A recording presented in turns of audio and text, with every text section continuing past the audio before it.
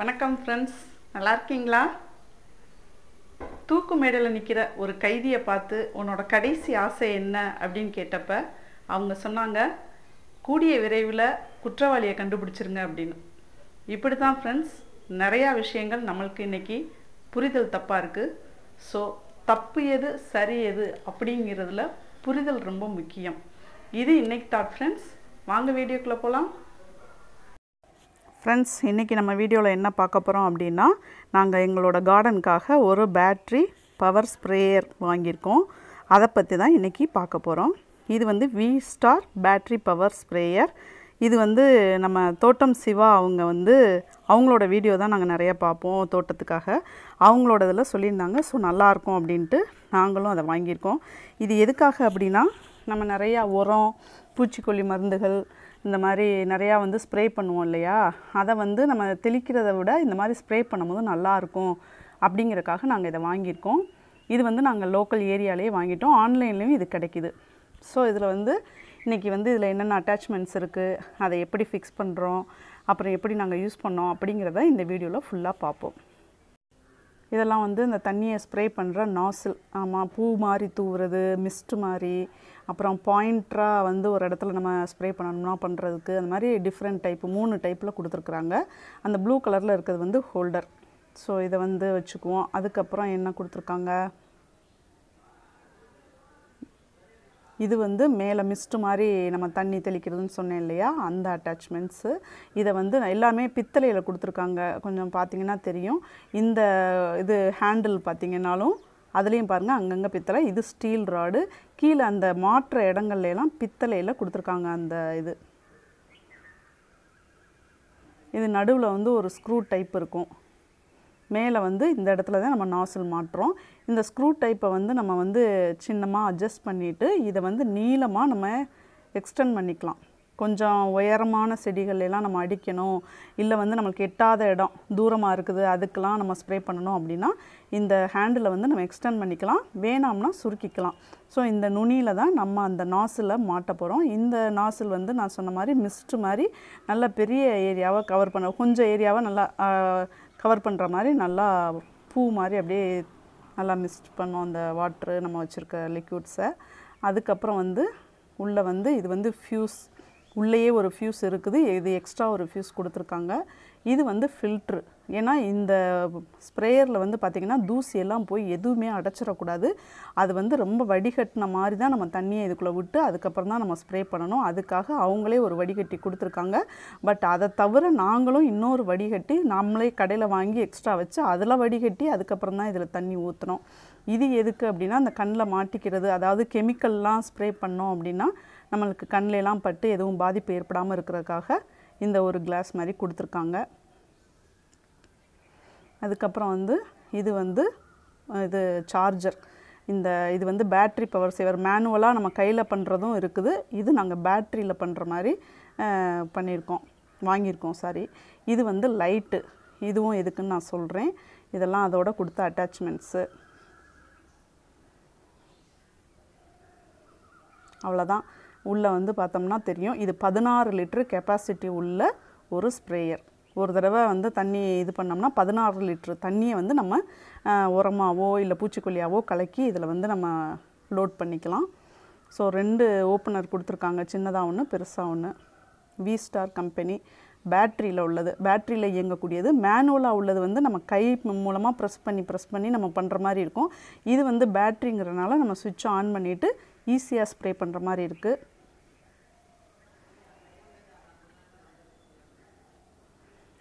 So இதோட சைடில் பார்த்திங்கன்னா அந்த இதெல்லாம் இருக்கும். நம்ம அந்த ஃப்யூஸ் சொன்னோம் இல்லையா, அது மாற்ற இடம் இந்த ரெட் கலரில் இருக்குது பார்த்திங்களா, அதில் தான் ஏற்கனவே ஒரு ஃப்யூஸ் ஆல்ரெடி அவங்க கொடுத்துருக்காங்க. உள்ளேயே மாட்டியிருக்கு. எக்ஸ்ட்ரா ஒரு ஃப்யூஸ் நம்மளுக்கு கொடுத்துருக்காங்க. இதை உள்ளே அந்த இடத்துல அந்த 3 பின் தெரியுது இல்லையா, அதுக்கு மேலே நம்ம மாட்டிடணும். அந்த 3 பின் இருக்குது பாருங்கள், அதில் தான் நம்ம வந்து சார்ஜர் மாட்டுறது, அதுக்கப்புறம் வந்து இந்த லைட் ஒன்று காமிச்சோம் இல்லையா, அது மாட்டுறதுக்கு உண்டான இடம் இது. இது க்ளோஸ்டாக இருக்குது. கீழே உள்ள ரெட் கலர் பட்டன் தான். நடுவில் சென்டரில் வச்சோம்னா ஆஃபு, இந்த சைடு 2 கோடு உள்ள சைடு வச்சோம்னா ஸ்பீடாக ஸ்ப்ரே பண்ணணும், ஒரு கோடு உள்ளதில் பண்ணோம்னா கொஞ்சம் ஸ்லோவாக ஸ்ப்ரே பண்ணணும். இந்த ஸ்பீடாக ஸ்ப்ரே பண்ணும்போது அதை வந்து அந்த அட்ஜஸ்ட் பண்ணுறதுக்கு இந்த ஒரு நாசில் கொடுத்துருக்காங்க. ஸோ இதை வந்து நம்ம வந்து அட்ஜஸ்ட் பண்ணி அந்த ஸ்பீடை அட்ஜஸ்ட் பண்ணிக்கலாம். அதுக்கப்புறம் நம்ம அந்த ஹேண்டில் சொன்னோம் இல்லையா, அதுக்கு கீழே இந்த மாதிரி ஒரு எலுமிச்சை புளிகிற மாதிரி இருக்குது. எனக்கு பார்த்தோன்னா அதுதான் ஞாபகம் வந்துச்சு. இதை தான் நம்ம வந்து கண்ட்ரோல் பண்ணுறது. இதை தான் நம்ம கையில் பிடிச்சிட்டு ப்ரெஸ் பண்ணும்போது அது வந்து ஈஸியாக அப்படியே ஸ்ப்ரே ஆகுது. ஈஸியாக நம்மளே எல்லாமே அட்டாச்மெண்ட்ஸ் ஃபுல்லாக ஈஸியாக நம்மளே மாட்டிடுற மாதிரி தான் இருக்குது. எளிமையாக இருக்குது புரிஞ்சுக்கிற மாதிரி. அதுக்கப்புறம் நம்ம அந்த ஸ்ப்ரேயர்லேருந்து வர்ற அந்த டியூப்பை வந்து இந்த ஹேண்டிலில் கனெக்ட் பண்ணிடணும். அவ்வளோதான், முடிஞ்சிச்சு. இதுதான் செட்டு, ஃபுல் செட்டு.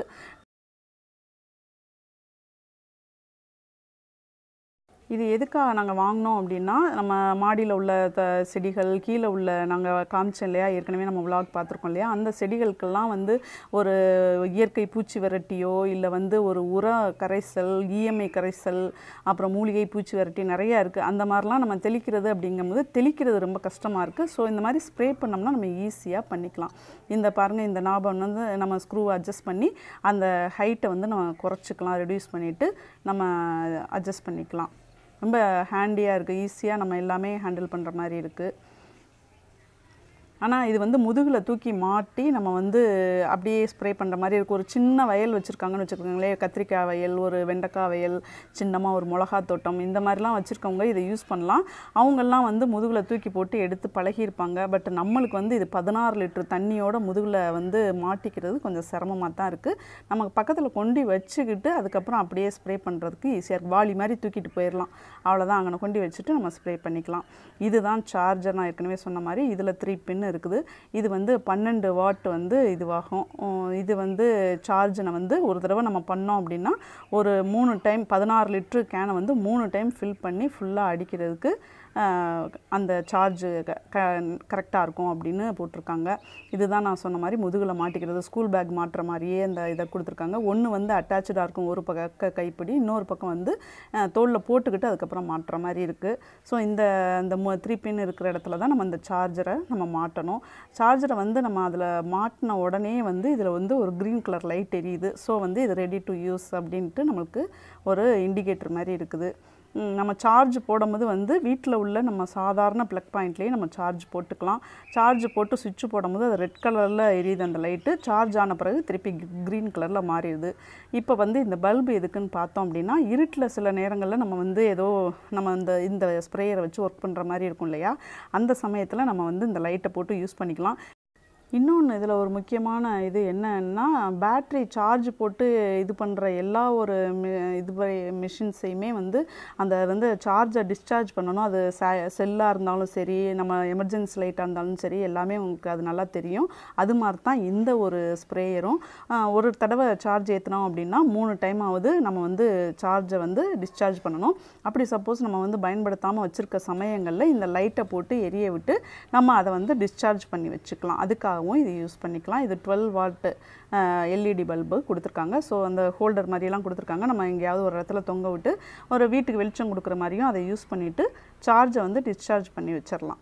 ஸோ வந்து நாங்கள் இதை மாட்டிகிட்டு இருக்கும்போதே உள்ளே பாருங்கள், வெளியில் நிற்கிறான் ஷிவு.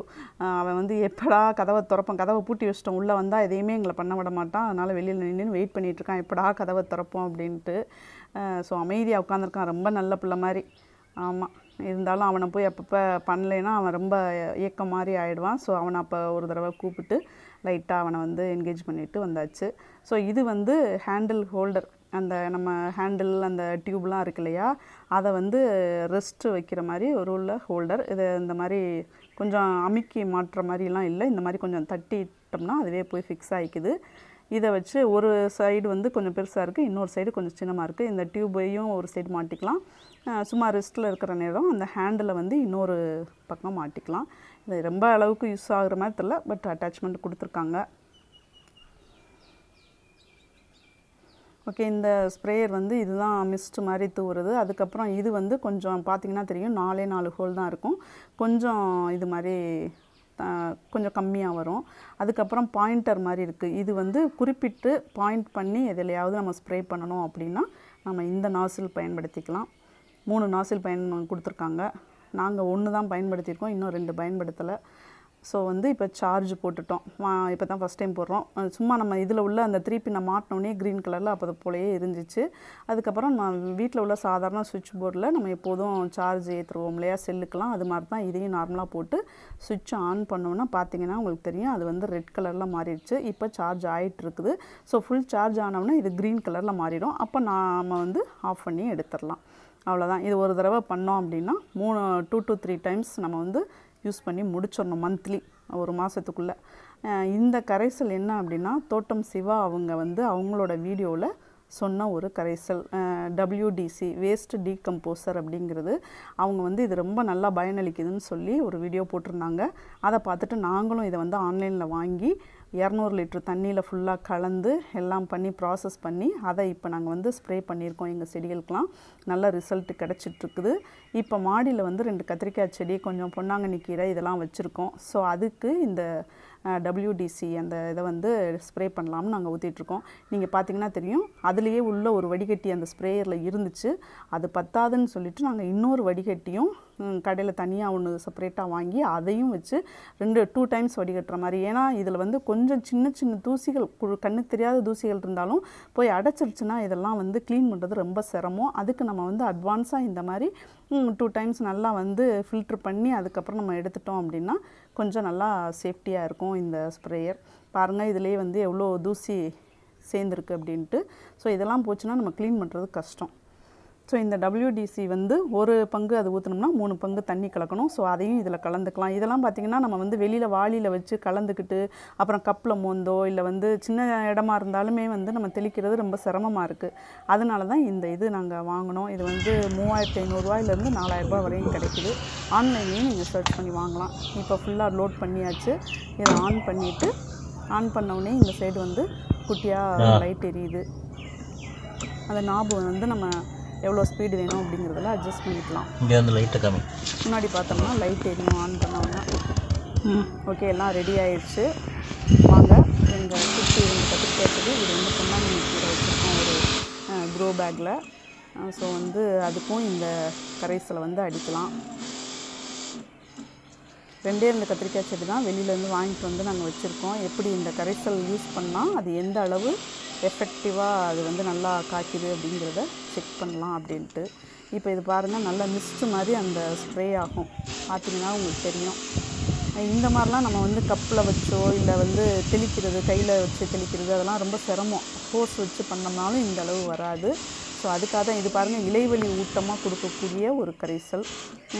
இலையிலாம் அந்த பூ அந்த காய் வர்றது எல்லா இடத்துலையும் நல்லா படுற மாதிரி இந்த ஸ்ப்ரே வச்சு பண்ணும்போது ரொம்ப யூஸ்ஃபுல்லாக இருக்குது இந்த ஸ்ப்ரேயர். குட்டியாக ஒரு மிளகாய் செடி வச்சுருக்கோம். அதுக்கப்புறம் ஒரு ரோஸ் செடி, இது பொன்னாங்கண்ணி கீரை வச்சுருக்கோம், துளசி செடி. அதுக்கப்புறம் மாடியில் வந்து ஜாதி மல்லிப்பூ கொஞ்சம் வச்சுருக்கோம். அதுக்கப்புறம் நிறையா வந்து முன்னாடி வந்து ரோஸ் இந்த மாதிரி அழகு தரக்கூடிய செடிகள் இருக்குது. அதுக்கும் நாங்கள் இதை வச்சு பண்ணியிருக்கிறோம். அந்த ஸ்ப்ரேயர் வச்சு இதே கரைசலை வந்து ஸ்ப்ரே பண்ணியிருக்கோம். இதுதான் ஜாதி மல்லி, பிச்சிப்பூ 2மே வச்சுருக்கோம்.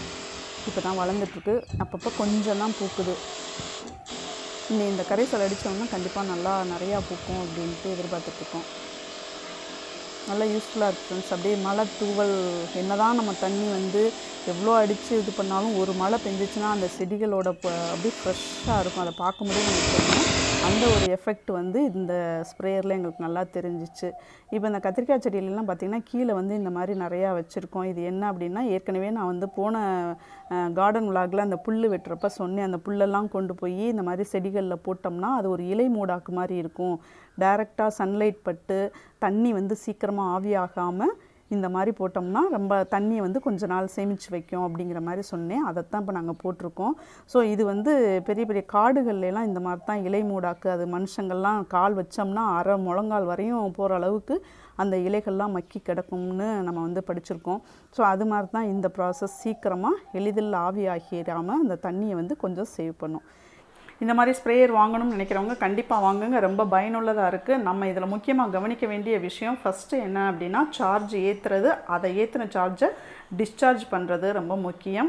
அதுக்கப்புறம் இதில் ஊற்றுற லிக்யூடில் தூசிகள் இல்லாமல் டபுள் ஃபில்ட்ரேஷன் இந்த மாதிரி ஃபில்ட்ரு பண்ணி நம்ம ஊற்றும் போது தான் அதை வந்து அடைச்சிக்கிறாமல் நம்ம நல்லா மெயின்டைன் பண்ண முடியும். இன்னும் மூன்றாவது என்ன விஷயம் அப்படின்னா, இதை வந்து கெமிக்கலுக்கு யூஸ் பண்ணுறோன்னா கெமிக்கல் யூஸ் பண்ணுங்கள். ஆர்கானிக் ஃபெர்டிலைசர்ஸ், பூச்சி விரட்டி இந்த மாதிரி யூஸ் பண்ணுறோன்னா அதுக்கு யூஸ் பண்ணுங்கள். ஏன் அப்படின்னா மாற்றி மாற்றி யூஸ் பண்ணும்போது ஆர்கானிக் ஃபெர்டிலைசர்லேயோ இயற்கை பூச்சி விரட்டிலையோ நிறைய நன்மை செய்யக்கூடிய நுண்ணுயிரிகள் இருக்கும். அதெல்லாம் அழியக்கூடிய வாய்ப்பு இருக்குது. ஸோ வந்து ஏதாவது ஒன்றை மட்டும் யூஸ் பண்ணுவோம். முடிஞ்ச வரை நம்ம தாவரங்களுக்கு, நம்ம விவசாயத்துக்கு ஆர்கானிக் ஃபெர்டிலைசர், ஆர்கானிக் பூச்சி விரட்டி, பஞ்சகவ்யா இந்த மாதிரி பொருட்களை பயன்படுத்தி நம்ம விவசாயம் செய்து நம்மளும் பலனடைவோம் ஃப்ரெண்ட்ஸ். ஓகே, இந்த விலாக் உங்களுக்கு கண்டிப்பாக பிடிச்சிருக்கும். நீங்களும் உங்கள் வீட்டில் இந்த மாதிரி ஸ்ப்ரேயர் வாங்கி யூஸ் பண்ணுங்கள். தேங்க்யூ.